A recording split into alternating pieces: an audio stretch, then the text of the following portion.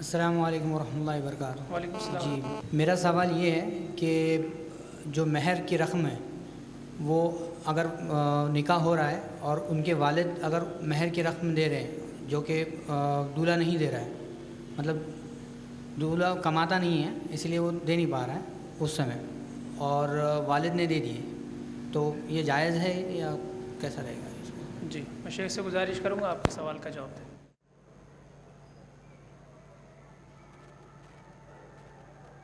بھائی نے ایک سوال کیا کہ مہر کی جو رقم ہے کیا وہ لڑکا ہی دے یا کوئی اور بھی دے سکتا ہے؟ تو یاد رکھیے مہر کی رقم لڑکے کو دینا کوئی ضروری نہیں ہے، کوئی بھی دے سکتا ہے۔ کسی کا والد نے دے دیا، کسی کے ماموں نے دے دیا، کسی کے چچا نے، یا کوئی عام مسلمان کہے کہ میرے طرف سے مہر کی آپ کے نکاح میں ادا کر دیتا ہوں، بالکل درست ہے، جائز ہے انشاءاللہ جی، اس میں کوئی قباحت کوئی برائی نہیں ہے۔ لیکن اگر دیتے وقت والد یہ بولتے ہیں کہ واپس دینا ہے، ادھار ہے یہ، تو تب تو وہ ادھار کی شکل میں آ جائے گا۔ لیکن اگر والد نے چکا دیا، کہا میرے طرف سے تھا مہر، میں نے چکا دیا، تو وہ مہر ہو گیا۔ یاد رکھیے مہر اسی شخص کو جس کا نکاح ہونا دینا ضروری نہیں ہے۔ نبی اکرم صلی اللہ علیہ وسلم کا ایک نکاح ہوا جس میں نجاشی بادشاہ نے اپنی طرف سے مہر نبی اکرم صلی اللہ علیہ وسلم کا دیا، تو لہٰذا اس سے پتہ چلا کوئی دوسرا انسان، کوئی عام مسلمان بھی مہر کی رقم بہرحال دے سکتا ہے، تو لہٰذا والد نے اگر دے دی تو مہر ہو گیا۔